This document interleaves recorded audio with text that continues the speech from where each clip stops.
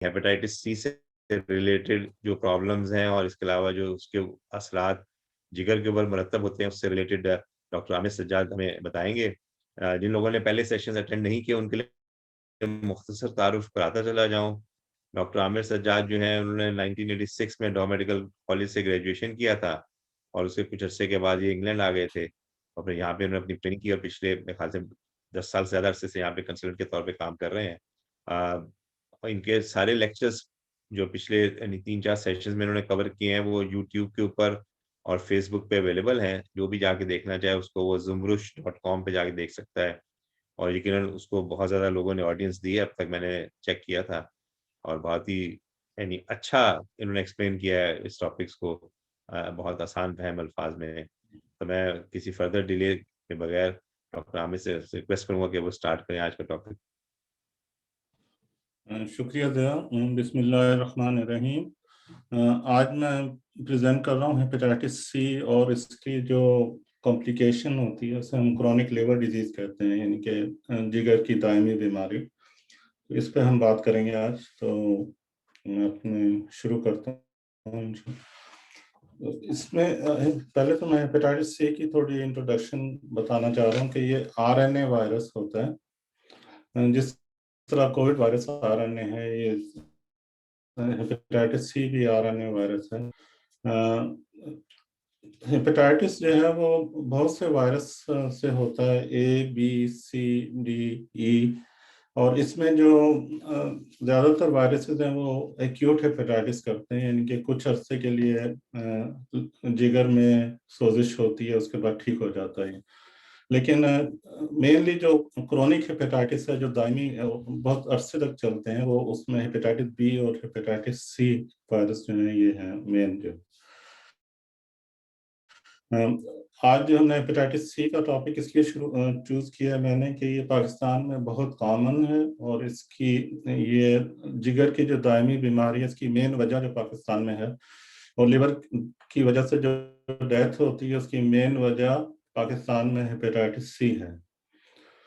Hepatitis C के भी आगे से फिर डिफरेंट वेरिएंट्स होते हैं, इसको हम जीनोटाइप्स कहते हैं, और अभी तक 6 मेन जीनोटाइप्स इसकी हम जानते हैं। उसमें भी फर्दर फिर सब टाइप हो जाती हैं ए बी के लिहाज से। तो पाकिस्तान में सबसे ज़्यादा हेपेटाइटिस सी की जीनोटाइप जो है वो 3A होती है, लेकिन 2A भी काफ़ी कॉमन है। इसका जो ट्रांसमिशन है हेपेटाइटिस सी का, ये ब्लड बॉर्न इन्फेक्शन है। और ये सिर्फ उसी वक्त एक हेपेटाइटिस सी के मरीज से दूसरे शख्स को उसी सूरत में लगता है जबकि खून जो है वो इन्फेक्टेड पर्सन का खून जो है वो दूसरे हेल्दी पर्सन को किसी तरह चला जाए, खाने पीने की चीज़ों से या बॉडी टच से, या ये हेपेटाइटिस सी नहीं फैलता। तो इसलिए इसकी जो मेन वजूहत है आगे हम अगली स्लाइड में डिस्कस करेंगे किस तरह फैलता है, लेकिन ये ध्यान में रखेंगे ये सिर्फ खून के जरिए फैल सकता है। और ये पाकिस्तान में बहुत ज़्यादा कॉमन है, वर्ल्ड वाइड भी ये बहुत कॉमन है हेपेटाइटिस सी, लेकिन पाकिस्तान में इसको एंडेमिक कहते हैं, यानी कि ये बहुत कोई भी इन्फेक्शन या बीमारी किसी जगह पे बहुत ज़्यादा हो तो उसे हम एंडेमिक कहते हैं। तो पाकिस्तान में हेपेटाइटिस सी जो है एंडेमिक है। कुछ रिसेंट स्टडीज जो पाकिस्तान में हुई उनसे ये अलार्मिंगली पता चला है कि ये अप टू 6% ऑफ पॉपुलेशन को हेपेटाइटिस सी है। और ये भी मैं समझता हूँ कि टिप ऑफ आइसबर्ग है। अगर हम जनरल पॉपुलेशन को स्क्रीन करें तो बहुत इससे भी ज़्यादा लोगों को हेपेटाइटिस सी जो है वो डायग्नोस होगा। और ख़ासतौर पे ये कुछ बीमारियां होती हैं जो देही इलाकों में कम होती हैं, वहाँ पे आबोहवा की वजह से बेहतर से, लेकिन हेपेटाइटिस सी का देखा गया कि अपोजिटली ये छोटे देही इलाकों में और छोटे शहरों में ज़्यादा है। उसकी भी वजूहत हैं, वो भी हम आगे डिस्कस करेंगे। तो इसमें ये जो मेन हेपेटाइटिस सी का मसला ये है कि ये क्रोनिक लिवर डिजीज करती है, यानी कि लिवर की जिगर की दायमी बीमारी की एक मेन वजह है, और इसकी वजह से फिर उसकी कॉम्प्लिकेशंस होती हैं और जो मौत का सबब होती हैं।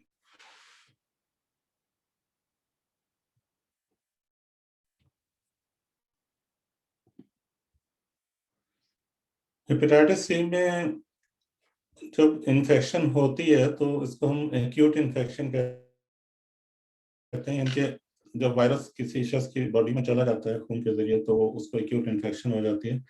उसमें से तकरीबन 20 से 25% लोग जो हैं उनका इम्यून सिस्टम उसको फाइट करता है और इन्फेक्शन क्लियर हो जाती है। लेकिन ज्यादातर जो इन्फेक्टेड पर्सन होते हैं 75 से 80% तक, उनमें इन्फेक्शन जो है वो क्लियर नहीं होती। और उसमें फिर कुछ स्मॉल ग्रुप है, तकरीबन 35% लोग जो हैं उनकी बॉडी इम्यून सिस्टम इतना स्ट्रांग होता है कि लेकिन वो क्रोनिक लिवर डिजीज नहीं करते, या थोड़ी बहुत लिवर की डैमेज होती है उनमें, लेकिन वो जो एडवांस लिवर डिजीज है या बहुत सीरियस लिवर डिजीज है उनको नहीं होती। लेकिन उनमें से भी इन 75 से 80% लोगों में ज्यादातर लोग जो 65% हैं उनको क्रोनिक या लिवर डिजीज या जिगर की दानी बीमारी हो जाती है, जो कि बहुत ही बुरा नतीजा होता है इस इन्फेक्शन का। क्योंकि उस उसका जो मेन जो बीमारी होती है जिगर की, इसको हम सिरोसिस कहते हैं। और उस सिरोसिस से फिर बहुत सी कॉम्प्लिकेशन होती हैं, बॉडी के बहुत से पार्ट इफेक्ट हो जाते हैं, और मरीज की जो है लाइफ है उस बहुत ही बीमारी की वजह से इफेक्ट होती है। और फिर अगर ये चलता रहे सिलसिला और सही तरह ट्रीटमेंट ना हो तो फिर लिवर फेल हो जाता है, उसकी वजह से डेथ हो जाती है। एक और कॉम्प्लिकेशन इसकी यह है कि लिवर कैंसर हो जाता है, उसकी वजह से भी डेथ हो जाती है। लेकिन इस प्रोसेस को एक्यूट इन्फेक्शन से और एंड स्टेज लिवर डिजीज तक जाने में काफी साल लगते हैं, 15 से 20 इवन 30 साल भी लग सकते हैं। तो ये बहुत इंपॉर्टेंट है कि इसको जितनी भी जल्दी डायग्नोस किया जाए, उसको ट्रीट किया जाए, तो पेशेंट की हेल्थ और लाइफ के लिए बहुत फायदेमंद होगा। जैसे मैंने कहा कि इसका जो इन्फेक्शन का मेन जरिया ब्लड होता है, तो वेस्टर्न वर्ल्ड में जो मेन जो सोर्स है इन्फेक्शन की वो इंट्रावेनस ड्रग यूज है। जो लोग नशा करते हैं और अपनी नसों में इंजेक्शन लगाते हैं, उनमें ये ट्रेंड होता है कि वो नीडल्स को शेयर करते हैं, और उस वो मेन वजह होती है हेपेटाइटिस सी की। यूनाइटेड किंगडम इंग्लैंड में जो है मेन तकरीबन 90% जो पेशेंट होते हैं हेपेटाइटिस सी के, उनकी मेन वजह जो है ये आईवी ड्रग यूज होती है। लेकिन हमारे मुल्क में पाकिस्तान में इसकी वजह डिफरेंट है। ज्यादा जो मेन वजह है वो ये है कि जो सिरिंजेस यूज करते हैं खासतौर पे छोटे हॉस्पिटल में, डिस्पेंसरीज में, अभी भी ये ट्रेंड होता है और दही इलाकों में कि एक ही सिरिंज जो है उसकी सुई आपने एक मरीज को लगाई, उसके बाद दूसरे मरीज को लगाई, उसको स्टेरिलाइज भी सही तरह नहीं करते। मुझे खुद याद है कि जब हम हाउस जॉब करते थे आज से तकरीबन 1987-88 में, तो हमारे वार्डों में जो है वो एक वो पॉट पड़ा होता था, उसमें सिरिंज को वो यूज करके वो डाल देते थे, बॉयल करते थे, और वो सही तरह स्टेरिलाइजिंग वही दूसरे मरीजों पे इस्तेमाल होती थी। तो आप अंदाजा लगा लें कि एक अगर मरीज को वही सुई लगी है हेपेटाइटिस सी की और फिर किसी हेल्दी पर्सन को उससे इंजेक्शन लगाया तो वो ट्रांसमिट होने का खतरा होता है। इसी तरह एक और मेन जो वजह हमारे मुल्क में है वो सर्जिकल और जो डेंटिस्ट इंस्ट्रूमेंट यूज करते हैं और सर्जन्स जो छोटे थिएटर्स में करते हैं, वो एक दफा इस्तेमाल करने के बाद अपने इंस्ट्रूमेंट को सही तरह स्टेलाइज नहीं करते। और अगर वो इंस्ट्रूमेंट जो हैं अगर आप एक हेपेटाइटिस सी के मरीज के साथ यूज कर रहे हैं, फिर किसी हेल्दी शख्स से भी वही कर रहे हैं, तो उससे ट्रांसमिट हो जाएगी। इंट्रावीनस ड्रग यूज यानी कि नसों में इंजेक्शन लगाना हमारे मुल्क में भी काफी कॉमन है, और ये भी एक वजह है उसकी। दूसरी एक वजह जो है ये हम जिन्स पर होती है, ये खासतौर पे जो मर्दों में आपस में जिनसी ताल्लुकात होते हैं, उससे ये एक वजह है हेपेटाइटिस सी की। और इस ग्रुप ऑफ पॉपुलेशन में और भी इन्फेक्शन रिस्क होते हैं, मसलन एड्स और दूसरी बीमारियां। एक और ग्रुप ऑफ पॉपुलेशन है जिनको खतरा होता है हेपेटाइटिस सी का, वो मरीज जो गुर्दे की फेलियर होती है और को रेगुलर हेमोडायलिसिस मिल रहा होता है, तो उसमें उनको खतरा होता है कि उसमें हेपेटाइटिस सी ट्रांसमिशन का रिस्क ज्यादा होता है। हेपेटाइटिस सी अगर किसी खातून को, फीमेल पर्सन को हेपेटाइटिस सी इन्फेक्शन ऑलरेडी है, तो उसमें ये भी खतरा होता है कि जो बॉर्न बेबी होता है उसमें ट्रांसमिट हो जाता है वो हेपेटाइटिस सी। एक जरिया ट्रांसमिशन का ये भी है। इसके अलावा अगर ये काफ़ी ट्रेंड होता है कि लोग अपने बॉडी पियर्सिंग कराते हैं, मसलन हमारे मुल्कों में कान में छेद करवाना फीमेल्स में, या नाक में, इवन मेल्स भी करवाते हैं। और एक टैटूइंग जो जो वेस्टर्न वर्ल्ड में तो काफ़ी कॉमन है, हमारे मुल्कों में भी लोग करवाते हैं, जो डिज़ाइन बनाते हैं अपनी स्किन पे डिफरेंट कलर्स पे। तो इसमें जो इंस्ट्रूमेंट यूज़ होते हैं वो भी अगर स्टेलाइज ना हो और इन्फेक्टेड हों तो उससे हेपेटाइटिस सी ट्रांसमिट हो जाता है। माजी में ब्लड ट्रांसफ्यूजन या ब्लड के जो प्रोडक्ट्स हैं वो जब ट्रांसफ्यूज करते थे तो उसमें खतरा होता था हेपेटाइटिस सी का। हेपेटाइटिस सी जो पहली दफ़ा डायग्नोज हुआ था 1989 में डिस्कवर हुआ था। तो उसके बाद ये वर्ल्ड हेल्थ ऑर्गेनाइजेशन ने ये रूल बना दिया था कि जितने भी ब्लड ट्रांसफ्यूजन है उनकी स्क्रीनिंग होनी चाहिए हेपेटाइटिस सी के लिए बिफोर ट्रांसफ्यूजन। तो 1991 में ये रूल शुरू हुआ था, लेकिन हमारे मुल्कों में काफ़ी साल लगे थे इसको इम्प्लीमेंट करने में। तो अभी भी कुछ मरीज देखते हैं कि क्योंकि ये बीमारी काफ़ी साल लेती है, अब 30 साल भी ले सकती है। तो मादी में जिनको ब्लड ट्रांसफ्यूजन हुई थी और उनमें हेपेटाइटिस सी स्क्रीनिंग नहीं हुई थी तो उनको उस वजह से भी हेपेटाइटिस सी हो सकता है।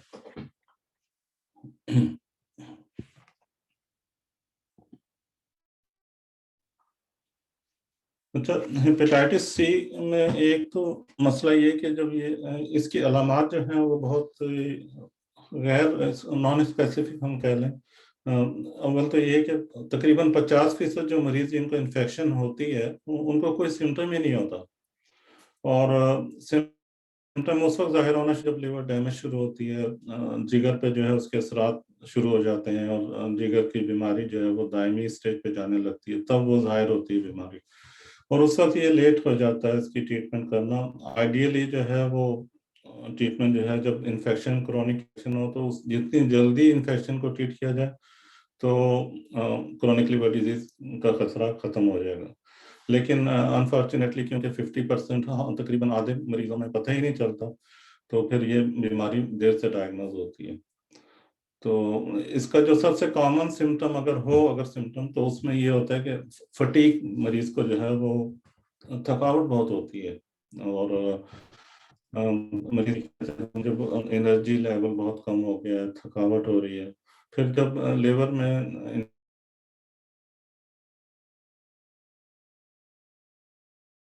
आइज आंखों में येलो पीलिया कह लें उसको, वो शुरू हो जाता है जो जाहिर हो जाता है देखने में।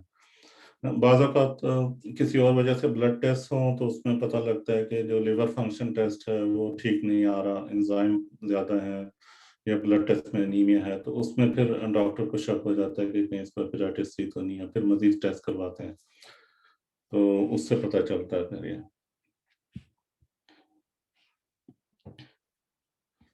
जो हेपेटाइटिस सी मेनली तो लिवर की इन्फेक्शन है, लेकिन इससे कुछ जिसको हम कहते हैं एक्स्ट्रा हेपेटिक फीचर्स, यानी कि जिस्म के दूसरे सिस्टम जो हैं उसको भी ये इफेक्ट करता है। इसमें हेपेटाइटिस सी के मरीज जो होते हैं उनको एक कंडीशन एक हो जाती है जो तकरीबन 10% लोगों को तो काफ़ी ज़्यादा ऑब्वियसली इफेक्ट करती है, वो उसको कहते हैं क्रायोग्लोबुलिनीमिया।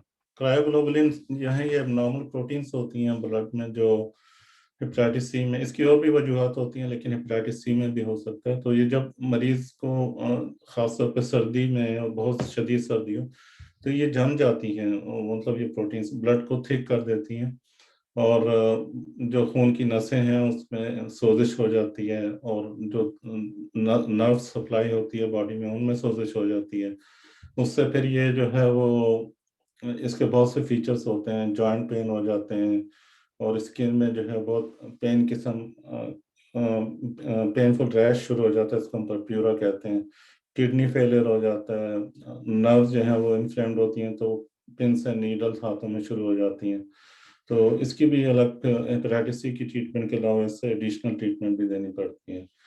तो ये भी देखा गया है डिफरेंट स्टडीज में कि इसकी सही वजह अभी तक पता नहीं चली, लेकिन हेपेटाइटिस सी में जो डायबिटीज का जो इंसिडेंस है, डायबिटीज का रिस्क ज़्यादा होता है, क्योंकि किसी मैकेनिज्म की वजह से इंसुलिन का जो रिस्पांस है बॉडी सेल्स वो कम कर देते हैं, हो जाता है, तो उससे डायबिटीज हो जाती है।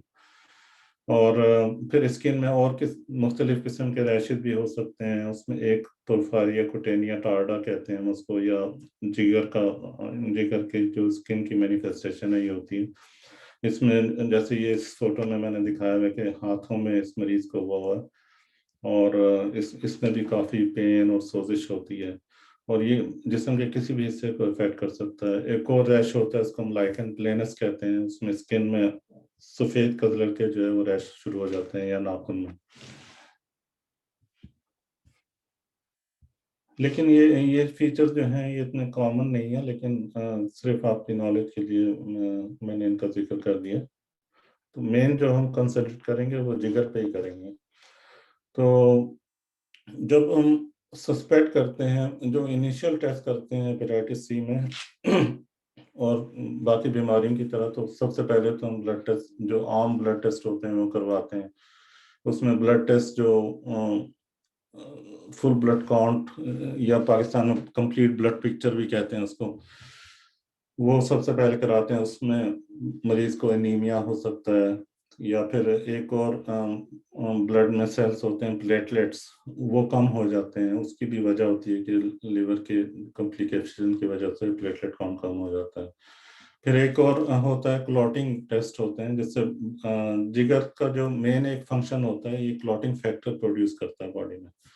तो जब जिगर में सोजिश हो या जिगर के जो डैमेज हो जाए, तो उसमें फिर ये क्लॉटिंग फैक्टर्स नहीं बनते या कम बनते हैं, तो ब्लड क्लॉट नहीं होता। जैसे अगर किसी नॉर्मल हेल्दी पर्सन को अगर कट लगा है स्किन में, तो ब्लड थोड़ी देर में क्लॉट हो जाता है, ब्लीडिंग जो है वो बंद हो जाती है। लेकिन जिगर के मरीजों में जो है वो ब्लीडिंग फिर कंटिन्यू रहती है, क्योंकि ब्लड क्लॉटिंग जो है वो नहीं होती। इसी वजह से उनके मरीज के, जो जिगर के मरीज जो बहुत ज़्यादा दायमी मरीज हो जाता है जिगर का, उसमें फिर उनके स्किन में मामूली चोट भी लगे तो उनमें नील पड़ जाते हैं उनकी स्किन में।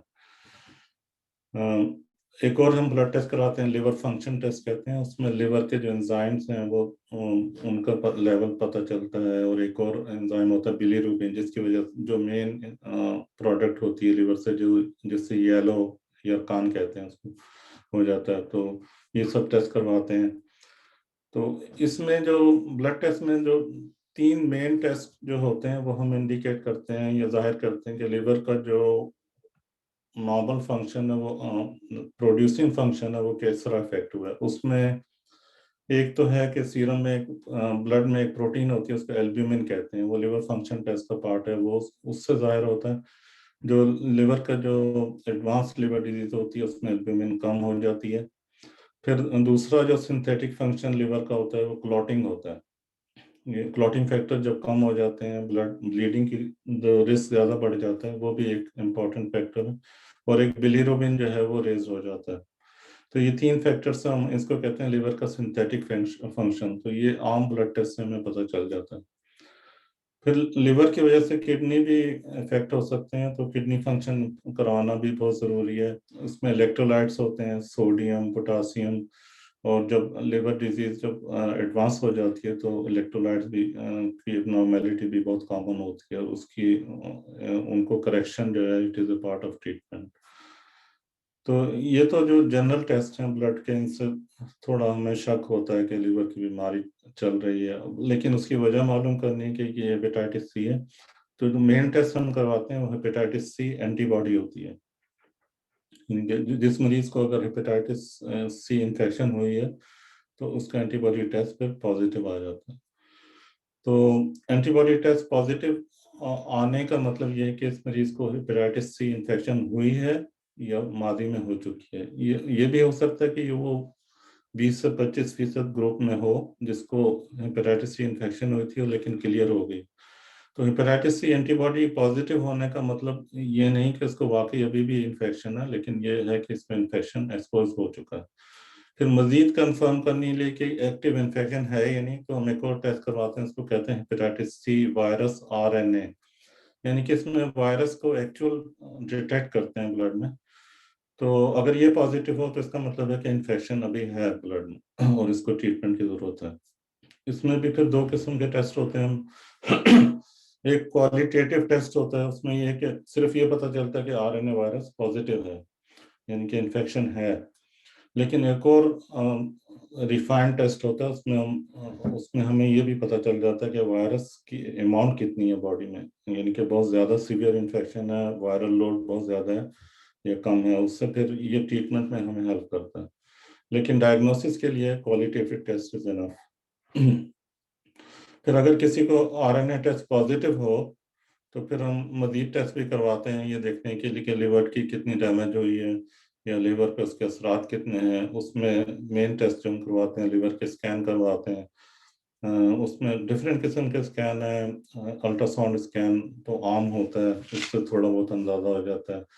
फिर एक आजकल हम फाइब्रो स्कैन होता है या आरफी स्कैन होता है, उससे लिवर के जो स्कारिंग है उसका पता चलता है, और उसके डिफरेंट स्टेजेस होती हैं, उससे उन स्कैन से पता चल जाता है। सीटी स्कैन भी करवा लेते हैं बाद औक़ात, या एमआरआई स्कैन भी, लेकिन ये आमतौर पर ये स्कैन नहीं करवाते हैं।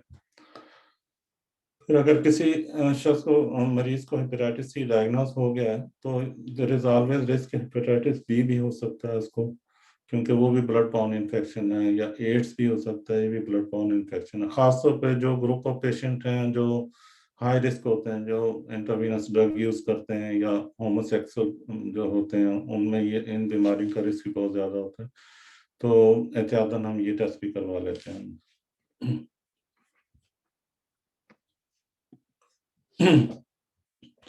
अच्छा, इस स्लाइड में मैंने ये बताया जो हमारा जो टेस्ट कराने का जो होता है वो रूटीन, उसमें पहले तो हमने, जैसे मैंने बताया कि एंटीबॉडी टेस्ट करवाया, उसमें अगर नेगेटिव आया एंटीबॉडीज का मतलब है कि एंटीबॉडी डिटेक्ट नहीं हुई है, तो इसका मतलब हम कह सकते हैं कि आपको हेपेटाइटिस सी नहीं है।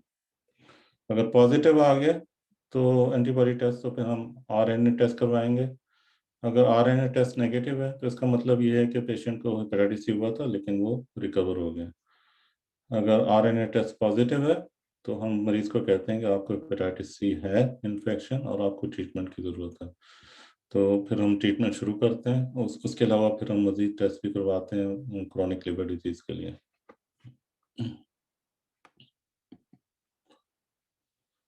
अच्छा, ट्रीटमेंट का जो मेन मकसद होता है हमारा, वो ये होता है कि वायरस को बॉडी से क्लियर कर दें। इसको हम कहते हैं सस्टेन्ड वायरोलॉजिकल रिस्पांस, यानी कि एक तरह से वायरस क्लियर हो गया और पेशेंट जो है वो क्योर हो गया, मरीज। और आजकल इतनी इफेक्टिव दवाइयां हैं, जिसको मैं आगे इसका जिक्र करूंगा कि ये इसका जो क्योर का सक्सेस रेट है बहुत ज़्यादा है, ऑलमोस्ट 100% है। तो ट्रीटमेंट इसकी बहुत एडवांस हो गई है। अनफॉर्चुनेटली हेपेटाइटिस सी का अभी तक कोई वैक्सीन नहीं है। जिस तरह हेपेटाइटिस बी का तो वैक्सीन है, उससे प्रिवेंशन हो जाती है, लेकिन वैक्सीन तो नहीं हुआ, लेकिन ट्रीटमेंट इसकी काफ़ी इफेक्टिव है।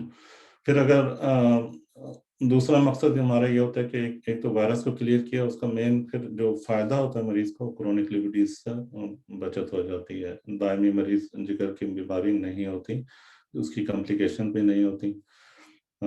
फिर ये होता है एक और फायदा जो जनरली एज ए होल हम देखें तो, अगर आपने एक मरीज को ट्रीट कर दिया, उसको वायरस क्लियर कर दिया, तो risk of transmission to other people जो है वो बहुत कम हो जाएगा। तो इस तरह लॉन्ग टर्म में पॉपुलेशन में हेपेटाइटिस सी कम होता जाएगा।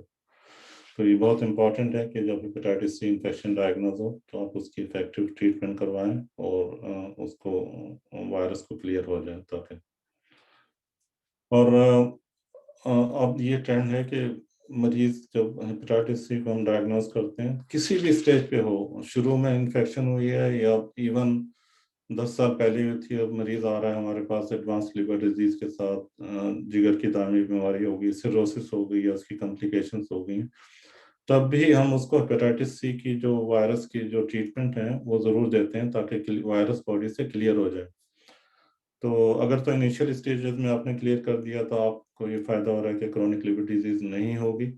अगर क्रोनिक डिजीज ऑलरेडी हो चुकी है तो उसका भी फायदा है कि वायरस क्लियर हो गया तो फिर वो मजीद सीवियर नहीं होगी और एंड स्टेज लिवर फेलियर और कैंसर का रिस्क कम हो जाएगा, उसकी वजह से फिर डेथ का रिस्क कम होगा। तो लेकिन कुछ एक्सेप्शनल केसेस होते हैं, उसमें फिर ट्रीटमेंट नहीं देते, ये फैसला फिर स्पेशलिस्ट ही करते हैं कि उस फॉर एग्जांपल के पेशेंट के और कोई सीरियस बीमारी है, उसकी लाइफ एक्सपेक्टेंसी बहुत कम है, कुछ महीने है या साल से कम है, फिर उसमें देखा जाता है कि इस मरीज को दवाइयाँ देने का इतनी स्ट्रांग कोई फायदा नहीं है, उसकी लाइफ एक्सपेक्टेंसी पे फर्क नहीं पड़ेगा, तो उन एक्सेप्शनल केसेस में फिर ट्रीटमेंट नहीं देते हैं।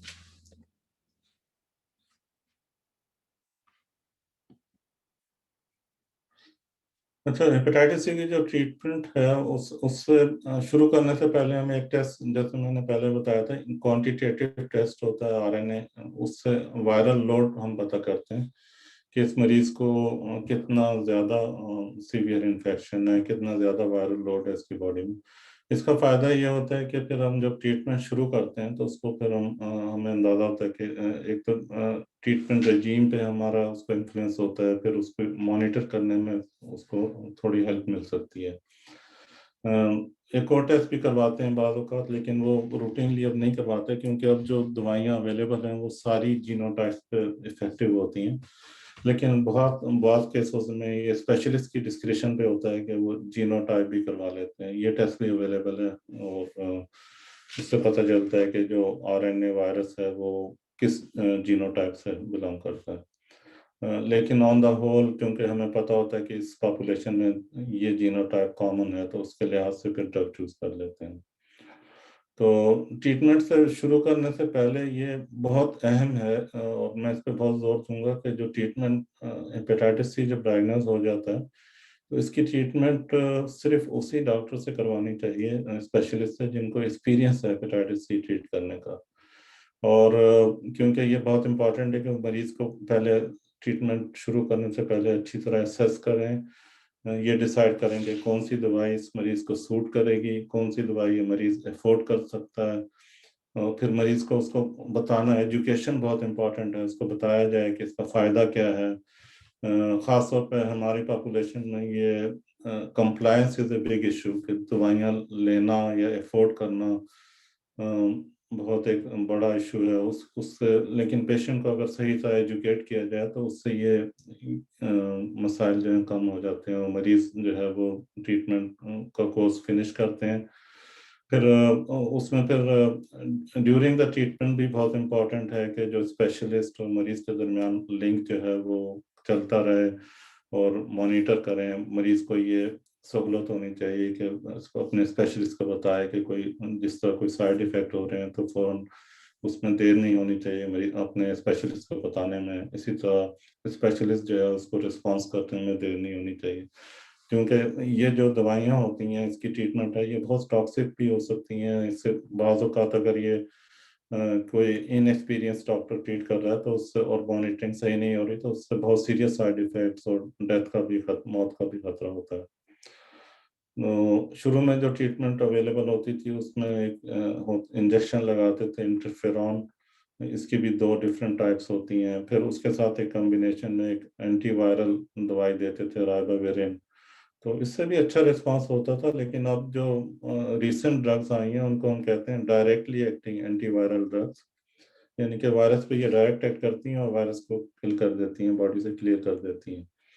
ये बहुत एक्सपेंसिव ड्रग थी लेकिन वर्ल्ड हेल्थ ऑर्गेनाइजेशन के ताउन से ये हमारे डेवलपिंग कंट्रीज में इनकी सब्सिडाइज कीमतों पर ये अब अवेलेबल होना शुरू हो गई हैं, तो ताकि पेशेंट जो हैं वो अफोर्ड कर सकें। उसमें पहले सबसे पहले जो ड्रग पाकिस्तान में इंट्रोड्यूस हुई थी ये सोफोस्प्यूविर कहते हैं। फिर लेकिन अब ये जो आइडियल ट्रीटमेंट है ये इसमें हम एंटीवायरल ड्रग कॉम्बिनेशन में देते हैं। और जैसे ये मैंने दो कॉम्बिनेशन लिखी हैं, ये आप जनरल डॉक्टर्स और पॉपुलेशन को इनके नाम और डोजेस की ज़रूरत नहीं है, मगर ये तो स्पेशलिस्ट के फील्ड होता है और हम लोग डिसाइड करते हैं कि कौन सी कॉम्बिनेशन पेशेंट को सूट करेगी, तो फिर उस लिहाज से हम स्टार्ट करते हैं। लेकिन just to give you an idea तो मैंने इनका जिक्र कर दिया। तो लेकिन बल्कि अब तो जो ट्रेंड है उसमें हम ये करते हैं कि तीन एंटीवायरल ड्रग हैं उनकी कॉम्बिनेशन देते हैं, और ये तीनों जो मेडिसिन हैं ये दो मेडिसिन एक टैबलेट के फॉर्म में आती हैं ताकि मरीज एक ही टैबलेट रोज ले, और 8 से 12 हफ्ते तक ज़्यादातर कोर्स होता है और उसके बाद ट्रीटमेंट ख़त्म हो जाती है। तो लेकिन इस ट्रीटमेंट के दौरान जैसे मैंने जिक्र किया, बहुत ज़रूरी है कि पेशेंट की सही मॉनिटरिंग हो और उसके साइड इफ़ेक्ट्स और जो ज़रूरी ब्लड टेस्ट हैं वो होते रहें।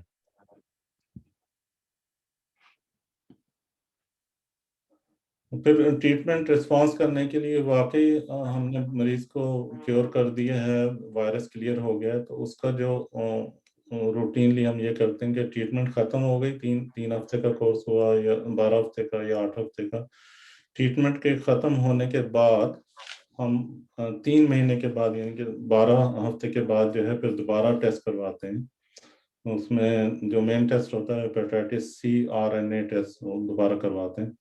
और अगर वो नेगेटिव आए तो उसका मतलब मेजॉरिटी केसेस में ये होता है कि पेशेंट क्योर हो गया। और हेपेटाइटिस उसको हम कहते हैं कि सस्टेन्ड वायरस रिस्पॉन्स जो है वो हो गया मरीज को। तो फिर मरीज को मजीद फॉलोअप की ज़रूरत नहीं होती आमतौर पर, ज़्यादातर मेजॉरिटी केसेस में। तो अगर स्मॉल नंबर ऑफ पेशेंट में अगर सही ट्रीटमेंट में मिली भी है, तो कुछ मरीज होते हैं कि उनका टेस्ट स्टिल पॉजिटिव आता है, तो फिर उसमें फिर सेकेंड लाइन ट्रीटमेंट हम देते हैं, डिफरेंट मेडिकेशन देते हैं। फिर वो उसका फिर ये प्रोसेस होता है कि 3 महीने तक मजीद ट्रीटमेंट दी, फिर उसके बाद 3 महीने बाद दोबारा टेस्ट कराते हैं कि मेक श्योर कि वायरस क्लियर हो गया।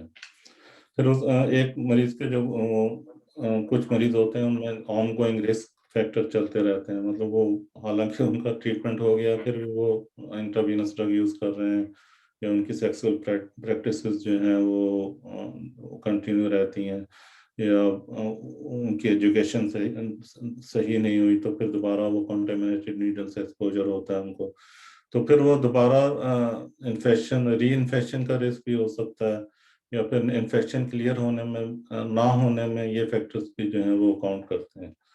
तो इसीलिए हम कहते हैं कि पेशेंट की असेसमेंट, हिस्ट्री और एजुकेशन बहुत इंपॉर्टेंट है हेपेटाइटिस सी में। एक रफली आपको आइडिया देने के लिए कि सस्टेन्ड वायरल रिस्पांस यानी कि वायरस को बॉडी से क्लियर कर कितना फायदा होता है, ये स्टडीज एंड डिफरेंट उनके ग्राफ बने हुए हैं। तो इसमें जो मेन जो आउटकम होता है अगर इन्फेक्शन चलती रहे हेपेटाइटिस सी की, तो उसमें जैसे मैंने जिक्र किया था कि लिवर फेलियर और लिवर कैंसर और डेथ का रिस्क होता है, और ये 20 से 25 साल इवन 30 साल तक होता चलता रहता है ये रिस्क। तो आप ये देख लें कि अगर सस्टेन्ड वायरल रिस्पांस होगा तो कैंसर का रिस्क और लिवर फेलियर का रिस्क और डेथ का रिस्क बहुत कम होता है 10 साल के बाद, लेस देन 5%। लेकिन अगर ये वायरस बॉडी में क्लियर ना हो तो ये रिस्क बढ़ते जाते हैं टाइम के साथ, और तकरीबन 25 से 30% मरीज जो हैं वो 10 साल के बाद उनको ये कैंसर या लिवर फेलियर या डेथ हो जाती है। तो इससे ये इम्पोर्टेंस ज़ाहिर होती है कि वायरस को क्लियर करना बॉडी से कितना इम्पोर्टेंट है।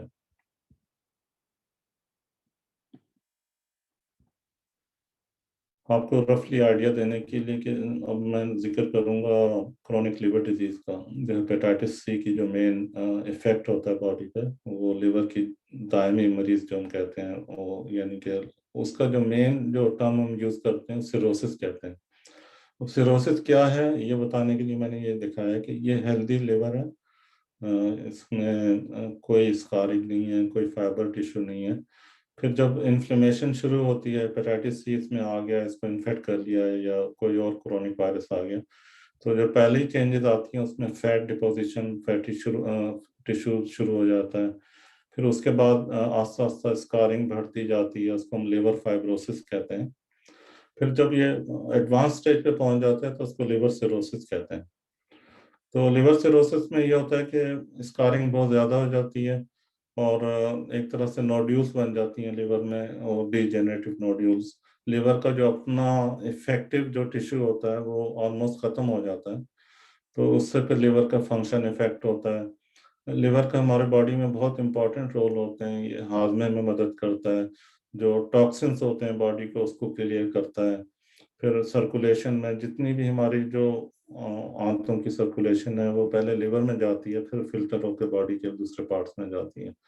तो जब ये लिवर सिरोसिस की स्टेज आ जाती है तो ये फंक्शन जो है बहुत सीवियरली इफेक्ट होते हैं और उससे फिर बॉडी पे असरात उसके ज़ाहिर होना शुरू हो जाते हैं।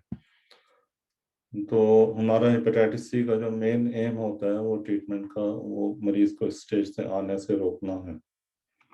और अगर इस अफगान खासा मरीज स्टेज पे आ गया है तो फिर उसकी जो कॉम्प्लिकेशंस है उसको डील करना भी वो एक इलाज का हिस्सा है।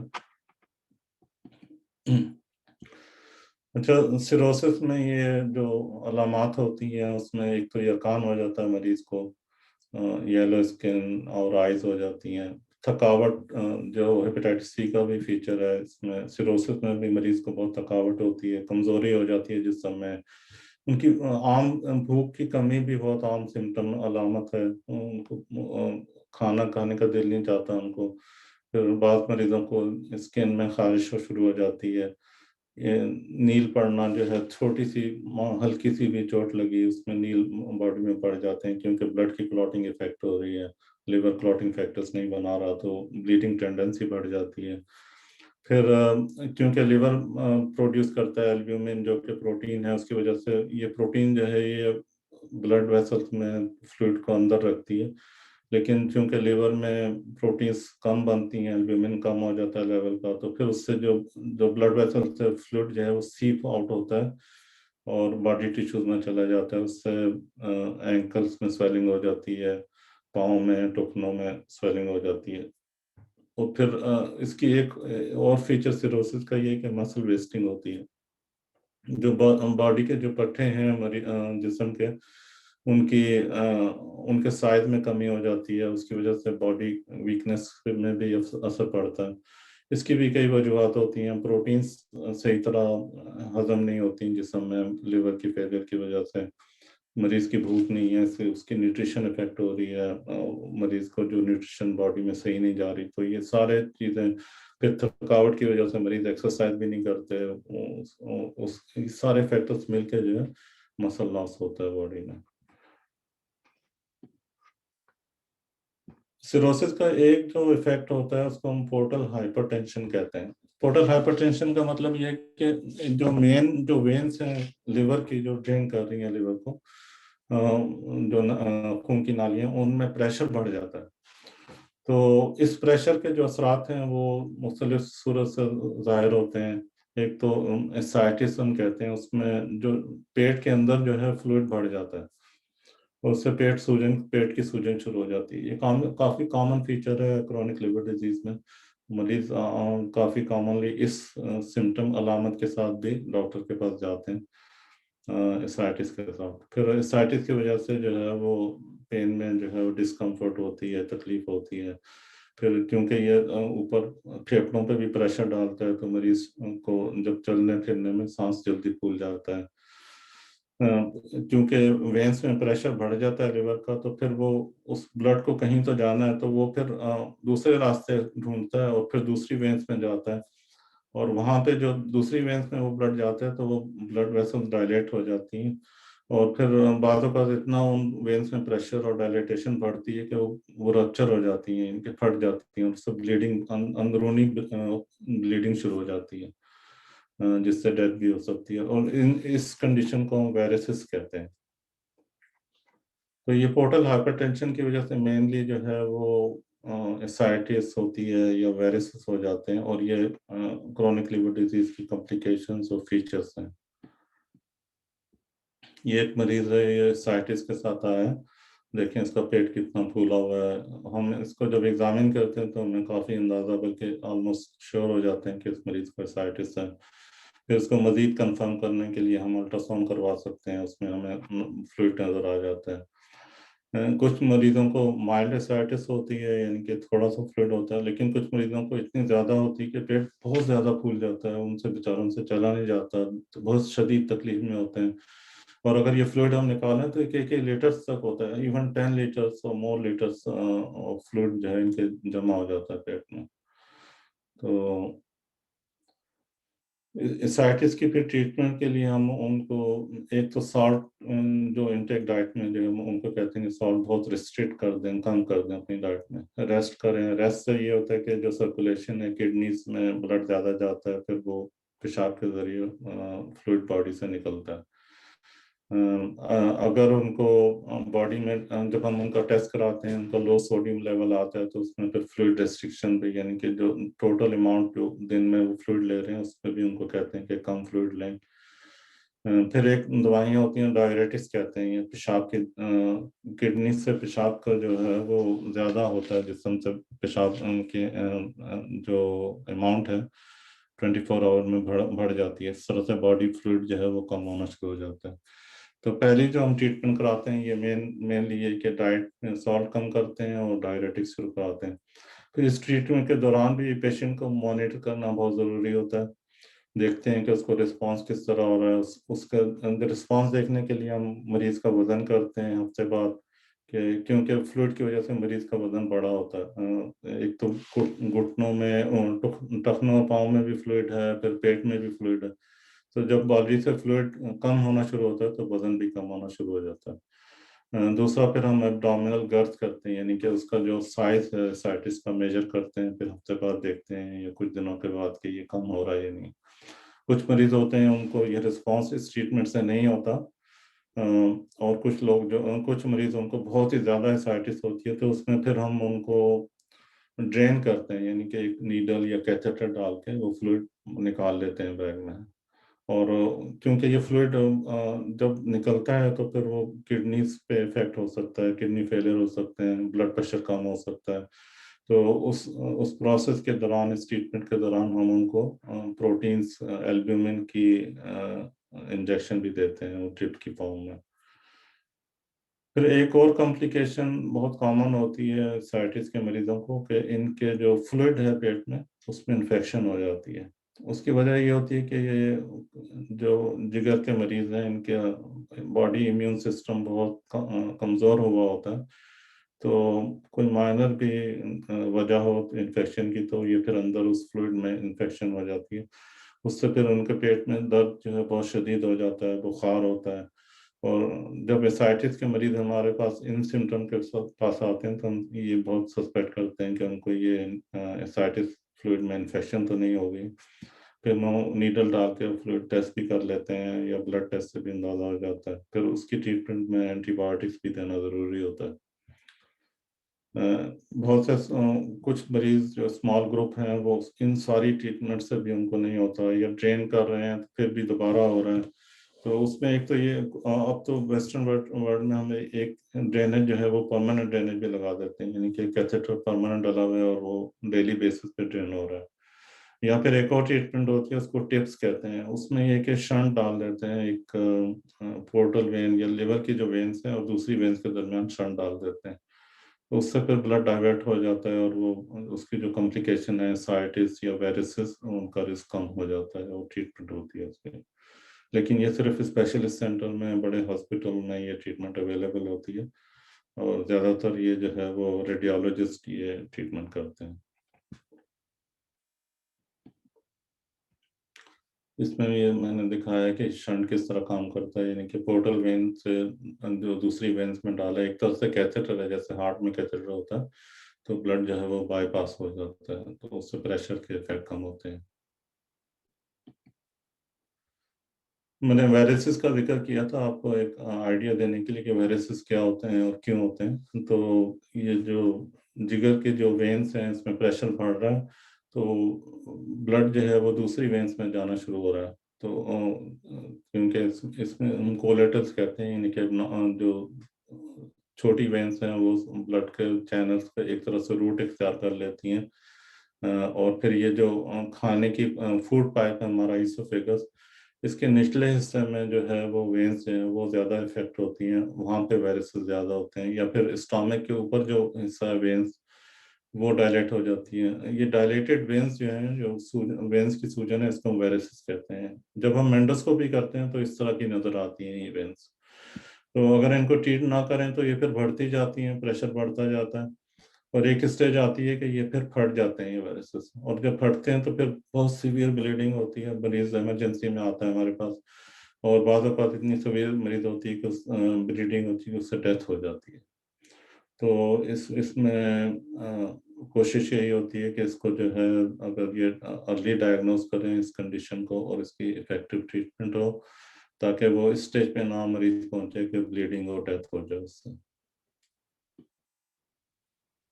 जैसे मैंने कहा कि डायलेटेड वेन्स होती हैं वायरसेस, और इसकी जो डायग्नोसिस है वो एंडोस्कोपी पे होती है। हम सस्पेक्ट भी बाज़ औक़ात करते हैं डिफरेंट फीचर्स की वजह से कि इस मरीज को वायरसेस हो सकते हैं। फिर उसमें जैसे मैंने कहा कि मेन रिस्क उसका ब्लीडिंग होता है। जब अगर ये डायग्नोज हो जाए तो फिर उसकी ट्रीटमेंट है, एक टैबलेट होती है, बीटा ब्लॉकर्स होते हैं, उस वो देते हैं मरीज को, उससे ये प्रेशर कम हो जाता है वेन्स में। फिर उसमें उसका फायदा ये होता है कि फिर ये वायरसेस मजीद नहीं बढ़ते और ब्लीडिंग का रिस्क कम हो जाता है।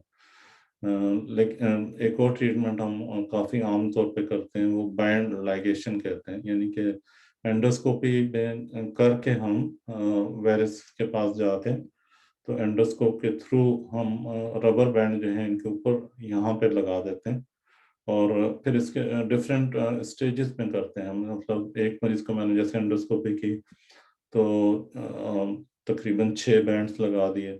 फिर उसको फिर मैं मरीज को दोबारा बुलाता हूँ कुछ हफ्ते के बाद देखने के लिए कि फिर ये बैंड्स कितने इफेक्टिव है।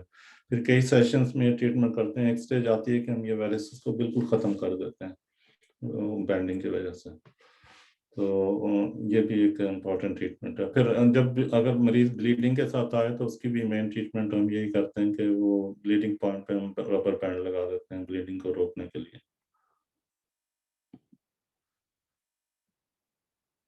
अगर एक सिंपल टेस्ट होता है ब्लड में, मैंने शुरू में बताया था, प्लेटलेट काउंट।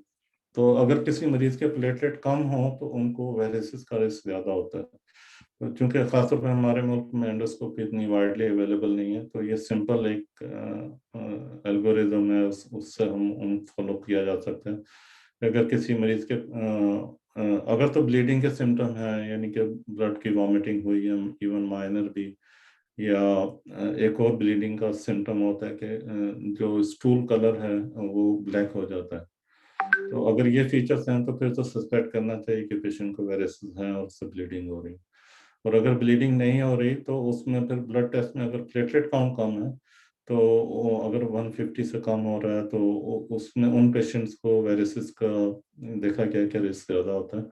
तो उसमें फिर हम रिकमेंड करते हैं कि एंडोस्कोपी कराएं। तो एंडोस्कोपी में फिर 3 ऑप्शंस होती हैं, पॉसिबिलिटीज होती हैं।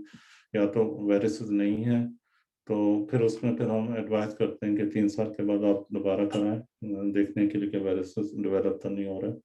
फिर एक होता है कि वायरसेस हैं तो लेकिन छोटे साइज के हैं, अभी उसमें ज़्यादा परेशान होने की ज़रूरत नहीं। उसमें भी फिर हम या तो बीटा ब्लॉकर शुरू करा देते हैं या दूसरी ट्रीटमेंट करते हैं, और फिर दोबारा एंडोस्कोपी करते हैं देखने के लिए कि बढ़ तो नहीं रहा है।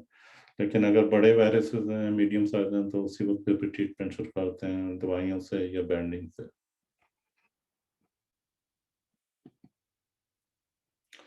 एक और कॉम्प्लिकेशन जो लिवर फेलियर की होती है उसको हम कहते हैं हेपेटिक इनकेफेलोपैथी। इस हेपेटिक इनकेफेलोपैथी होता है कि लिवर फेलियर से दिमाग पे असर हो जाता है, और इसकी मेन वजह ये होती है कि एक टॉक्सिन होता है हमारी बॉडी में, अमोनिया, और ये डिफरेंट वजूहात से ब्लड में अमोनिया बनता है, खासतौर पर हमारे गैस्ट्रोइंटेस्टिनल सिस्टम में। और इसकी जब ड्रेनेज होती है ब्लड के लिवर से, तो लिवर का मेन काम ये भी एक होता है कि अमोनिया को क्लियर कर देता है। और भी टॉक्सिन्स को क्लियर करता है, लेकिन अमोनिया भी एक टॉक्सिन है। तो लेकिन जब लिवर सिरोसिस स्टेज पे हो जाता है, फेल हो जाता है लिवर, तो फिर ये अमोनिया बॉडी में बढ़ता है और ये फिर ब्रेन में भी चला जाता है। तो उससे फिर ब्रेन का फंक्शन इफेक्ट हो सकता है। उसमें फिर इसकी डिफरेंट डिग्रीज होती हैं। माइल्ड केसेस में जो हेपेटिक इनकेफेलोपैथी है उसमें इतना जाहिर नहीं होता, लेकिन मरीज को जो जहनी सलाहियतों में कमी आना शुरू हो जाती है। फिर आस्ते आस्ते ये बढ़ती है, कन्फ्यूजन बढ़ती रहती है, और एक स्टेज ये आती है कि बहुत सीवियर स्टेज में मरीज बेहोश भी हो सकता है, कोमा में जा सकता है। फिर इसकी भी ट्रीटमेंट के लिए हम फिर वो इसकी एक वजह इसको बज़ाहिर करने में वजूहत होती हैं, जो इसको फीचर्स को ज़्यादा, इसका रिस्क ज़्यादा होता है उन मरीजों में जिनको इन्फेक्शन हो जाती है। मसलन एसाइटिस के फ्लूइड में इन्फेक्शन हो गई, या ब्लीडिंग, वायरस से ब्लीडिंग हुई, या फिर ब्लड टेस्ट में जो इलेक्ट्रोलाइट्स हैं वो अप एंड डाउन हो गए, सोडियम कम हो गया, तो उससे रिस्क बढ़ जाता है इसका। तो इसकी ट्रीटमेंट में हम एक तो ये कि उनके जो प्रेसिपिटेटिंग फैक्टर हैं, रिस्क फैक्टर्स हैं, उनकी ट्रीटमेंट करते हैं, एंटीबायोटिक्स देते हैं, ब्लीडिंग हो रही है तो उसको रोकते हैं, इलेक्ट्रोलाइट्स को करेक्ट करते हैं। फिर एक ट्रीटमेंट ये भी देते हैं कि लैक्सेटिव यानी कि लैक्टुलोज होता है, उससे मरीज को डायरिया करवाते हैं वो देखें, ताकि क्योंकि डायरिया होता है तो फिर वो जो बैक्टीरिया गट में होते हैं जो अमोनिया प्रोड्यूस करते हैं वो कम होना शुरू हो जाते हैं, उससे इम्प्रूवमेंट होती है। फिर एंटीबायोटिक्स भी देते हैं जो गट के बैक्टीरिया को कम करती हैं। तो ये भी एक सीरियस कॉम्प्लिकेशन है लिवर फेलियर की। जो liver failure, advance liver failure है, उनको हम ये भी एडवाइस करते हैं कि ड्राइविंग ना करें, क्योंकि उनकी जहनी सलाहियत और टेंशन जो है वो कम हो जाती है। तो इस डायग्राम में मैंने दिखाया कि जब बॉडी हमारी इंटेस्टाइन में प्रोड्यूस करती है अमोनिया, तो वो लिवर में जाता है और यहाँ पे मेटाबोलाइज हो जाता है नॉर्मल लिवर में। फिर मसल्स में भी कुछ जाते हैं, वहाँ पे कुछ उसकी मेटाबॉलिज्म होती है। उसकी वजह से लिवर में जो है वो अमोनिया बहुत, ब्रेन में बहुत कम जाता है। लेकिन जो मरीज जिनको सिरोसिस हो जाती है, यहाँ पे नोड्यूल स्कारिंग बनी है लिवर में, लिवर जो है वो फेल हो चुका है, तो जब अमोनिया यहाँ पे जाती है तो ये टॉक्सिन क्लियर नहीं होता, तो फिर ये डाइवर्ट होकर ब्रेन में जाता है। जब ब्रेन में जाता है तो उसकी वजह से फिर उसके असरात होते हैं, कंफ्यूजन वगैरह। फिर एक और लिवर, एडवांस लिवर का जो है वो किडनी पे भी असर हो सकता है, उसको हम हेपेटोरेनल सिंड्रोम भी कहते हैं। उसमें उसकी भी वजह ये होती है कि जब सर्कुलेशन मैकेनिज्म है पूरा बॉडी में इफेक्ट होता है, किडनी की ब्लड सप्लाई भी इफेक्ट हो जाती है, और फिर हार्मोन्स का इम्बैलेंस होता है, तो किडनी की ब्लड वेसल्स श्रिंक भी हो जाती हैं, तो उससे किडनी फेलियर हो सकता है। और बाज़ औक़ात मरीज इतने शदीद बीमार होते हैं कि हॉस्पिटल में एडमिशन की ज़रूरत पड़ती है, फिर उनको इंट्रावीनस एल्ब्यूमिन लगाते हैं ताकि उनके जो ब्लड वेसल्स में प्रेशर है वो बढ़े और किडनी की सर्कुलेशन बढ़ जाए। बहुत सीवियर केसेस में डायलिसिस भी करनी पड़ती है उनको।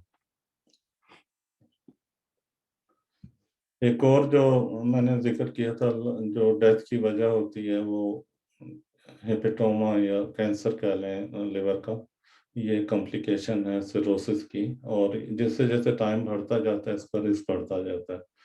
और जिन मरीजों को सिरोसिस 15-20 से 30 साल तक होती है उनमें ये काफ़ी हाई रिस्क होता है, उनको तकरीबन 30% मरीजों को कैंसर का रिस्क होता है। और उसमें फिर हम एक तो जब सिरोसिस डायग्नोज हो जाती है तो हम ये कैंसर की स्क्रीनिंग करते हैं, जैसे और कैंसर की, ब्रेस्ट कैंसर की स्क्रीनिंग होती है मैमोग्राम से, तो लिवर कैंसर की स्क्रीनिंग के लिए हम अल्ट्रासाउंड करवाते हैं हर 6 महीने के बाद देखने के लिए। उसका मकसद यही होता है स्क्रीनिंग में कि अर्ली कैंसर डायग्नोज कर लें और उसकी फिर ट्रीटमेंट जो है वो हो सके। फिर एक एक ट्यूमर मार्कर भी ब्लड ब्लड टेस्ट होता है, अल्फा फीटोप्रोटीन, वो भी 6 महीने बाद करवाते हैं। और अगर ये टेस्ट पॉजिटिव आए तो फिर उसको उसका मेन तो ट्रीटमेंट ये होता है कि अगर तो हेल्दी लिवर में लिवर कैंसर हो फिर तो उसको आजकल निकाल भी सकते हैं अर्ली स्टेज में ऑपरेशन से, वो कैंसर का पार्ट नहीं। लेकिन क्योंकि एडवांस लिवर डिजीज है, लिवर ऑलरेडी फेल है, उसके ऊपर से कैंसर हो गया, तो उसमें फिर वो लिवर से तो निकालना वो उसका कोई फायदा नहीं होता, क्योंकि लिवर तो ऑलरेडी फेल्ड है। तो उसका सिर्फ ट्रीटमेंट यही होता है कि लिवर ट्रांसप्लांट हो। और लिवर ट्रांसप्लांट अनफॉर्चुनेटली हमारे मुल्क में अभी भी वाइडली अवेलेबल नहीं है, बहुत कम सेंटर्स में है। लेकिन डेवलप कंट्रीज में जो है ये one of the main treatment है liver transplant, end stage liver disease की और लिवर कैंसर की। तो मेरा ख्याल है इसके बाद मैं अपनी प्रेजेंटेशन ख़त्म कर रहा हूँ। तो ये लिवर कैंसर का एक पेशेंट था जो, उसका हमने फिर सीटी करवाया, तो ये दिखाने के लिए मैं आपको ये स्लाइड दिखा रहा हूँ कि ये देखें, ये शेडो आ रहा है यहाँ पे लिवर में, ये एरो के। तो ये लिवर कैंसर है, और जब इसका ऑपरेशन या निकालें तो इस तरह का अपीयरेंस होता है उसका। तो मेन जो वजूहत होती हैं डेथ की क्रोनिक लिवर डिजीज में, advance liver disease, liver failure, उस इसकी वजह से भी डेथ हो जाती है, कॉम्प्लिकेशंस होती हैं, सीवियर इन्फेक्शंस होती हैं, या लिवर कैंसर की वजह से डेथ हो जाती है। तो मेरा टेक होम मैसेज यही है आज की टॉपिक का कि हेपेटाइटिस सी जो है वो बहुत कॉमन है हमारे मुल्कों में, इसको सस्पेक्ट करना चाहिए। बल्कि कुछ मुल्कों में तो अब ये गाइडेंस है कि इस रूटीन स्क्रीनिंग होनी चाहिए हेपेटाइटिस सी की, जहाँ पर बहुत और लेकिन अगर ज़रा भी शक है, क्योंकि हेपेटाइटिस सी मैंने शुरू में बताया कि 50% में इसके सिम्टम नहीं होता है, तो अगर ज़रा भी शक है, अगर आप समझते हैं कि आपको एक्सपोजर हो चुका है या आपको फटीक हो रही है या आपकी एनर्जी लेवल कम है, तो जाके अपने blood test, initial blood test तो करवा लें। उसमें अगर लिवर फंक्शन एबनॉर्मल आता है तो फिर हेपेटाइटिस सी के टेस्ट होने चाहिए। ये प्रिवेंटेबल डिजीज़ है, इसकी बचाव हो सकता है। जितना भी एहतियात करें हमारी पॉपुलेशन में लोगों को करनी चाहिए। ये हमारी जिम्मेदारी है कि हम मेक श्योर करें कि हमें जो इंजेक्शन लग रहे हैं वो स्टेलाइज नीडल से लग रहे हैं। हम अगर कोई डेंटिस्ट ट्रीटमेंट करवा रहे हैं या किसी सर्जरी प्रोसीजर करा रहे हैं तो मेक श्योर गायनी प्रोसीजर्स में भी कि अच्छे डॉक्टर्स के पास जाएं, मेक श्योर करें कि वो अच्छे स्टेलाइज इंस्ट्रूमेंट सही तरह हो रहे हैं। और ये हेल्थ केयर जो हमारे प्रोफेशनल्स हैं उनकी भी रिस्पॉन्सिबिलिटी है कि वो मेक श्योर करें कि स्टेलाइज सही तरह करें। एजुकेशन और अवेयरनेस बहुत पब्लिक में बहुत इम्पोर्टेंट है। जब तक हमें ये अवेयरनेस नहीं होगी कि हेपेटाइटिस सी का रिस्क कितना ज़्यादा है तो ये बढ़ता जाएगा। पिछले 4 साल में बहुत वरिंग है कि हमारे मुल्क में इसका इंसिडेंस 40% बढ़ गया 4-5 सालों में। तो इसको कम करना चाहिए। इसको ये बहुत इम्पोर्टेंट कॉज है लिवर डिजीज की और डेथ की। क्रोनिक लिवर डिजीज को प्रिवेंट करें, हेपेटाइटिस सी को प्रिवेंट करें। फिर ये भी हमें अब पता है कि ये क्योरेबल डिजीज है, इसका इलाज हो सकता है और इसकी ट्रीटमेंट शॉर्ट ड्यूरेशन की होती है। तो अगर डायग्नोज हुआ है तो प्लीज़ स्पेशलिस्ट के पास जाएं, इसकी इफेक्टिव ट्रीटमेंट कराएं। और अगर अब सिरोसिस हो चुकी है खुदा खास्ता तो उसकी भी ट्रीटमेंट और मैनेजमेंट इम्पॉर्टेंट है ताकि फिर मज़ीद कॉम्प्लिकेशंस ना हो। इस पे मैं अपनी टॉक ख़त्म करूँगा। आपने कोई क्वेश्चन पूछना है तो प्लीज़ आस्क। जज़ाकल्लाह खैर आमिर सज्जाद, यानी बहुत ही अच्छी यानी तफसील से आपने बयान कर दिया। मेरे ख्याल से जिगर की बीमारियों को समराइज कर दिया और लोगों के लिए बड़ी आसानी होगी। एक चीज़ जो मैं ऐड करता चला जाऊँ और उसके बाद 2-3 क्वेश्चन हैं जो मैं खुद पूछना चाह रहा था। एक तो ये कि पाकिस्तान के अंदर जो लोग बार्बर्स के पास जाते हैं, ऑब्वियसली हर एक जाते हैं वहाँ पे नाइयों के पास बाल कटवाने के लिए, तो वहाँ से भी ये बीमारी काफ़ी कॉमनली फैलती है क्योंकि वो जो रेजर यूज़ करते हैं और जो बिल्कुल बिल्कुल, चीज़। Good point. ये मैं मुझे जिक्र करना चाहिए, ये भी एक पॉइंट है। ज्यादातर बालों में तो मैंने देखा है कि वो ब्लेड दिखाते हैं या यूज कर रहे होते हैं, लेकिन अभी भी इट्स नॉट अनकॉमन कि वो रीयूज करते हैं और ये भी रिस्क फैक्टर्स है। तो ये हमारी रिस्पॉन्सिबिलिटी है, हम मेक श्योर करें कि अगर बार्बर आपके पास जा रहे हैं तो मेक श्योर करें कि वो नया ब्लेड यूज कर रहा है और यूज ब्लेड नहीं यूज कर रहे हैं। और एक और ये सिर्फ क्वेश्चन। ब्लेड ही नहीं बल्कि बाकी मशीनें भी देखें, वो वहाँ पे जो वो ट्रिमर्स होते हैं और ये सब वो रीयूज करते हैं, उसको सही तरह साफ नहीं करते हैं। तो जाहिर है इतनी ज़्यादा इन्फेक्शन रेट है तो वो उसका रिस्क बढ़ जाता है वो उसमें। जज़ाकल्लाह। एक चीज और भी क्वेश्चन पूछा था किसी ने और फिर मैं अपना क्वेश्चन पूछूंगा। उन्होंने कहा था किसी को हेपेटाइटिस सी है, कैरियर है या हेपेटाइटिस सी है, कोई सिम्टम्स नहीं है, तो उनको इलाज कराना चाहिए या नहीं कराना चाहिए? बिल्कुल कराना चाहिए। ठीक है, तो ये उनमें सवाल इवन मोर इम्पोर्टेंट है, क्योंकि आप जितनी जल्दी इलाज कराएंगे वो ज़्यादा उसको मरीज को फायदा होगा, वो क्रोनिक लिवर डिजीज पे नहीं जाएगा। तो ये जी। तो मैं एम्फेसाइज करूंगा कि जब जैसे ही डायग्नोज हो क्रोनिक वायरल हेपेटाइटिस, आपको इलाज करवाना चाहिए अच्छा, एक और ताकि सवाल जो। क्योर हो जाए और आप उस स्टेज पे पहुंचे ना कि खुदा ना खास्ता वो कॉम्प्लिकेशंस को फेस करना पड़े। बहुत फिर शुक्रिया। आप उसके इलाज कराने का ये भी फायदा होगा कि आपके फैमिली मेंबर्स, आपके कंटेक्ट्स, आपके जो मुल्क के लोग हैं उनकी भी बचत होगी। जज़ाकल्लाह। एक और सवाल ये है जो मुझसे पूछा जाता था जिसका मैं जवाब नहीं दे सकता कि इतना कॉमन है पाकिस्तान में ये बीमारी कि जब आप यानी किसी से शादी कर रहे होते हैं और किसी को अगर पता हो कि उसको हेपेटाइटिस सी है, तो उसके लिए क्या करना चाहिए? मतलब अगर लड़के को है या लड़की को है, तो क्योंकि वो ऑब्वियसली ट्रांसमिट होगा, तो उसके बारे में आप क्या मशवरा देते हैं हाँ आमिर? देखें, इसमें जो हेपेटाइटिस सी का जो स्टडीज हुई है सेक्सुअल ट्रांसमिशन या क्लोज बॉडी कांटेक्ट से जो normal male to female sex में रिस्क बहुत कम होता है हेपेटाइटिस सी ट्रांसमिशन का। लेकिन ये सब थ्योरेटिकल बातें हैं। मेरी एडवाइस तो ये, क्योंकि इतना इफेक्टिव ट्रीटमेंट अवेलेबल है, तो why not get the treatment first, and you can have protective sex, और जब तक ये क्लियर ना हो जाए वायरस। तो हेपेटाइटिस सी तो ऐसी बीमारी है कि इसका क्योर हो जाता है, क्लियर हो जाती है। तो अगर एक पार्टनर को हेपेटाइटिस सी है, तो पहली प्रायोरिटी ये होनी चाहिए कि उसकी ट्रीटमेंट कराएं और उसको क्लियर करें, ताकि नॉर्मल जो है दवाजी जिंदगी जो है वो जारी रख सकें। लेकिन जो मेन रिस्क मैंने जैसे बताया वो होमोसेक्सुअल में होता है, क्योंकि ये स्टडीज से पता चला है हमें। तो अनलाइक हेपेटाइटिस बी, अच्छा हेपेटाइटिस बी का भी मैं थोड़ा सा आपको बता दूं। ये हेपेटाइटिस सी इसलिए मैंने चूज किया कि ये बहुत कॉमन है और ये मेन वजह है क्रॉनिक लिवर डिजीज की।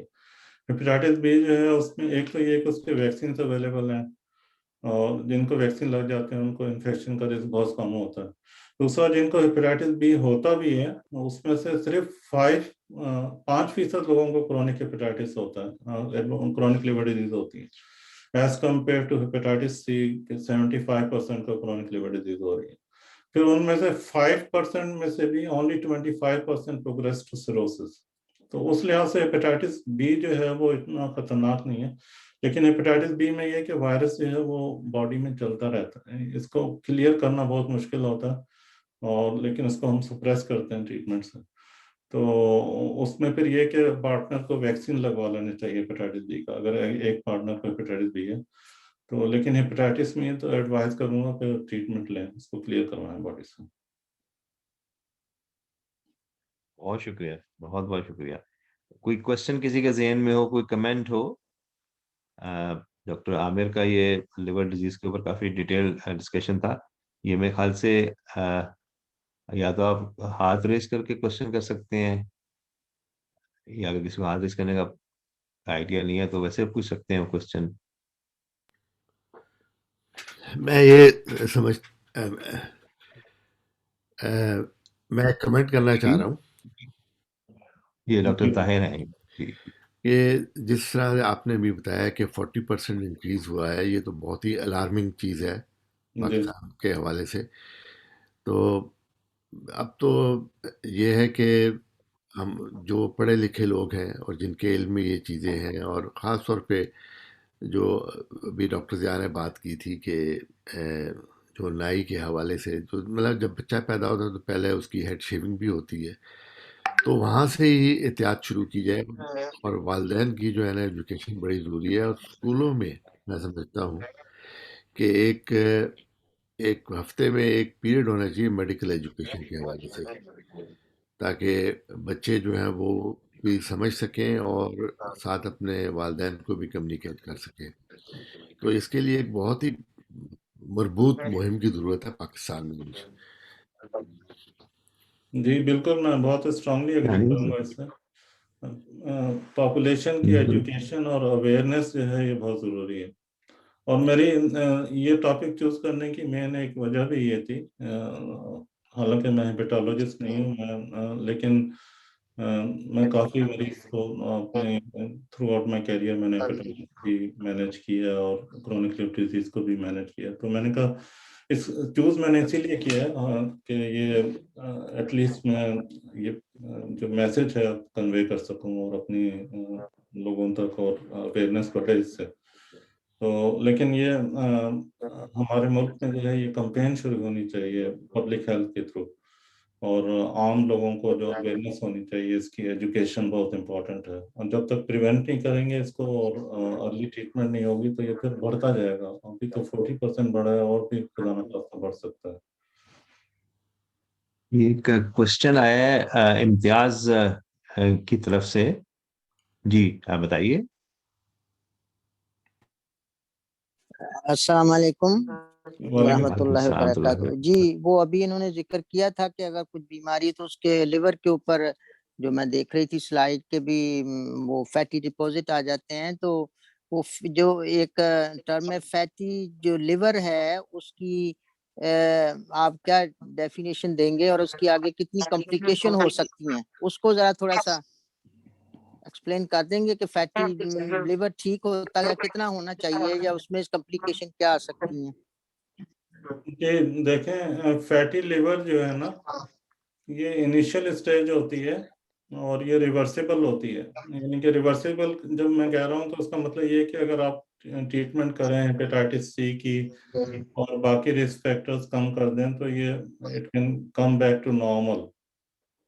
सो it's a two way process. तो लेकिन जब इस स्टेज पे आता है, जब स्कारिंग शुरू हो जाती है, तो फिर ये एक दफा स्कार टिश्यू बन जाए लिवर में तो फिर ये दोबारा हेल्दी नहीं हो सकता।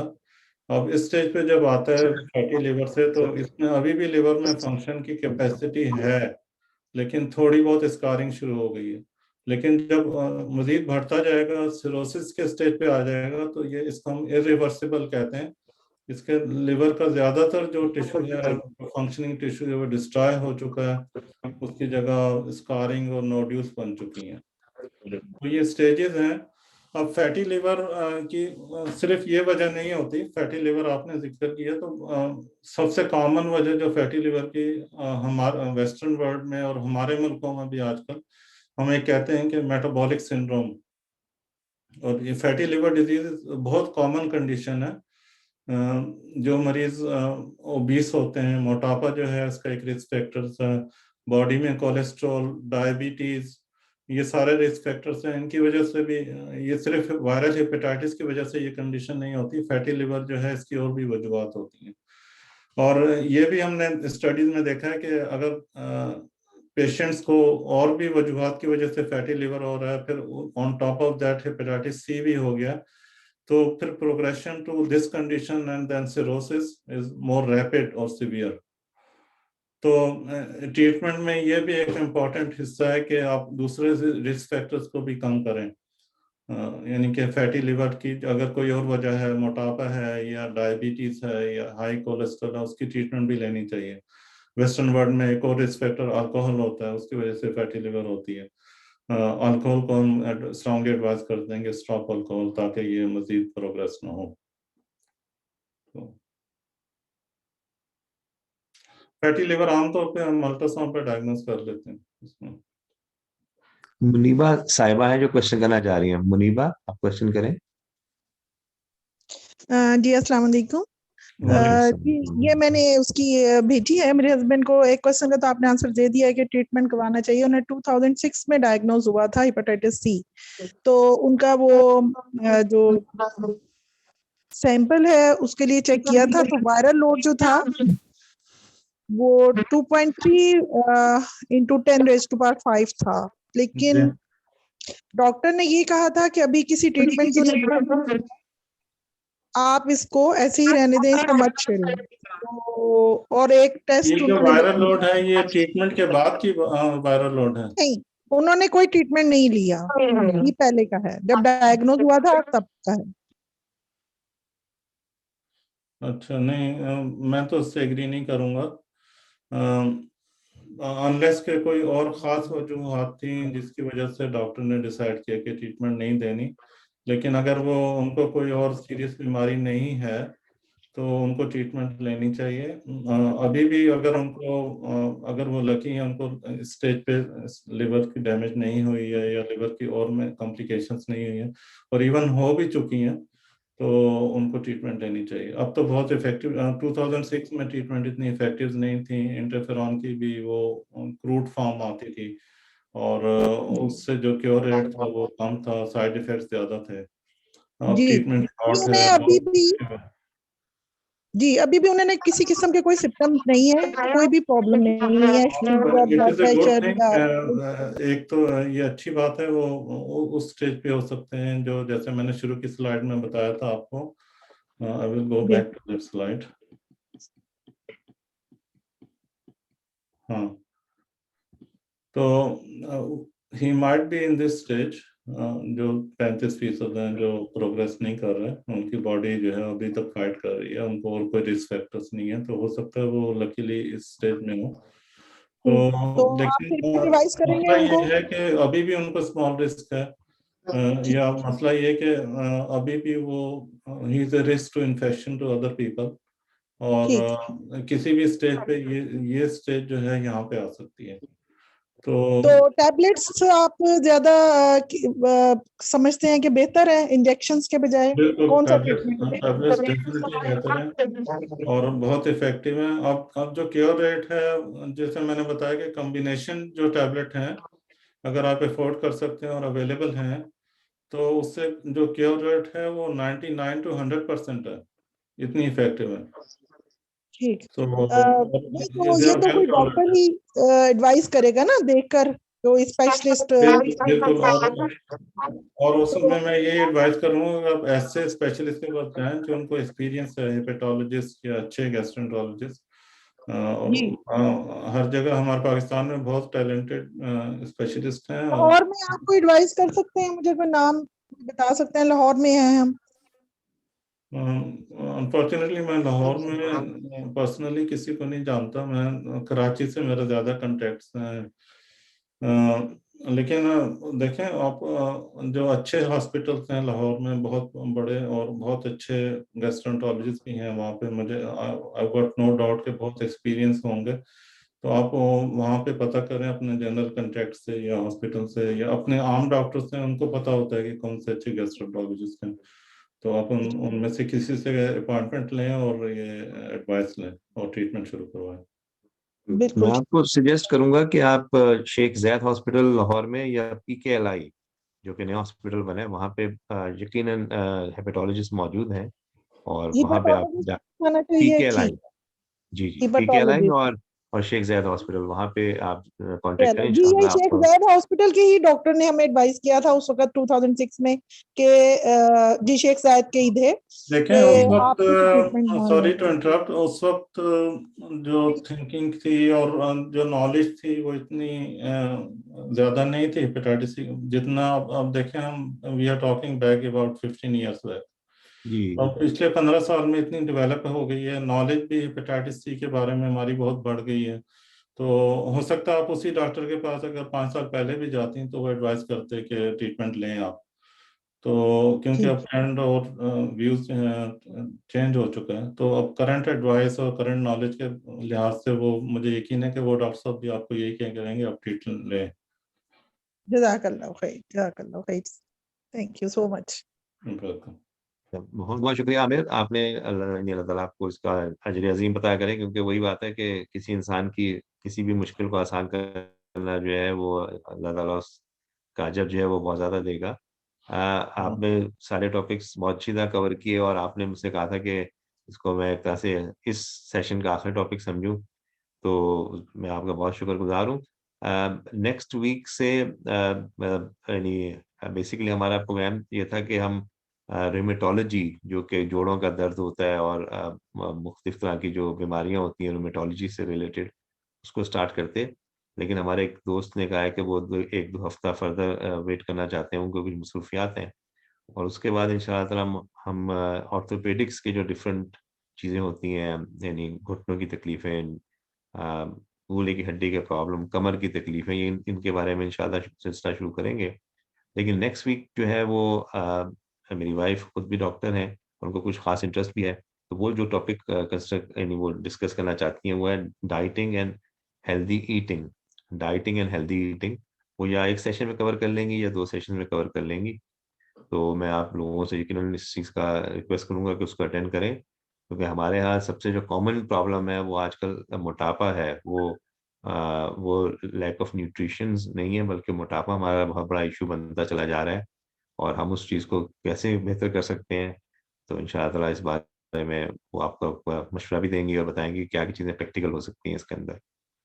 तो बहुत-बहुत शुक्रिया आप लोगों का, सबका इसमें शमूलियत का, और ख़ास तौर पे डॉक्टर आमिर सज्जाद आपका बहुत-बहुत शुक्रिया। और मैं एक्सपेक्ट शुक्रिया करूँगा कि आपने आपसे आपका भी शुक्रिया, आपने मुझे मौका दिया कि मैं इसमें पार्टिसिपेट कर सकूं और मुझे बहुत खुशी होगी और कि हमारे लोगों को अगर इससे फ़ायदा होता है इन टॉक से, और इंशाल्लाह फ्यूचर में भी अगर कुछ गैप देने के बाद में अगर मुझे चाहे तो मैं कोई और टॉपिक भी इंशाल्लाह बहुत-बहुत शुक्रिया इंशाअल्लाह ताला, क्योंकि ये सीरीज़ चलती रहेगी। बल्कि मैंने जो आपसे ज़िक्र किया था ना कि बल्कि ताई भाई ने भी बोल रहे थे कि हमारे यहाँ जो है पब्लिक अवेयरनेस बड़ी ज़रूरी है। हमारे यहाँ इतनी पॉलिटिकल टॉक्स होती रहती हैं, मुख्तलिफ एंकर्स करते हैं, लेकिन कोई एक भी टॉक मैंने नहीं देखी अब तक जिसमें हेल्थ अवेयरनेस के बारे में कुछ डिस्कशन हो।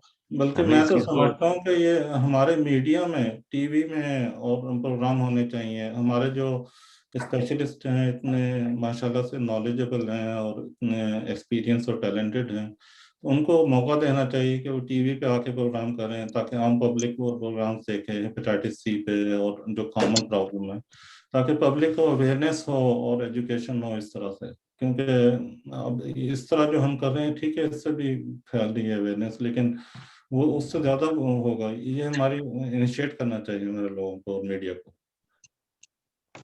नहीं नहीं बिल्कुल, और यकीनन मतलब बाहर के लोगों के लिए एक एक्स्ट्रा एडवांटेज ये है कि हम हमारे अंदर कोई किसी किस्म की बायसनेस नहीं होती, हम किसी की तरफ खास रुझान नहीं होता कि कौन सी ट्रीटमेंट देनी चाहिए कौन सी नहीं देनी चाहिए। पाकिस्तान में कभी कभी ये एक फीलिंग लोगों के अंदर डेवलप हो जाती है कि भाई ये स्पेशलिस्ट जो है वो इसलिए कर रहा है कि इसको ये मिलेगा इसके बाद वो मिलेगा, तो बड़ा एक नेगेटिव थिंकिंग स्टार्ट हो जाती है। लेकिन हम लोग अल्हम्दुलिल्लाह जो भी काम कर रहे हैं उसमें बहुत ही ज्यादा क्लियर हमारे दिमाग में कॉन्शियस है कि हम सिर्फ ह्यूमैनिटी को हेल्प करने के लिए कर रहे हैं। तो अगर ऐसा कोई मौका मिलता है फ्यूचर में तो यकीनन हम यहाँ से भी किसी किस्म की हेल्थ अवेयरनेस प्रोग्राम में शामिल हो सकते हैं, और उसमें कोई ऐसा इशू नहीं है जिसमें ना पार्टिसिपेट किया जा सके इंशाल्लाह ताला। इंशाल्लाह। चलिए, बहुत बहुत बहुत शुक्रिया, जज़ाकल्लाह खैर। याचिका अच्छा, अस्सलाम वालेकुम। ये डॉक्टर जो ये सॉरी आप कुछ पूछ रहे थे? मैंने क्वेश्चन पूछा, ये तो होस्ट है। जी जी जी बोले।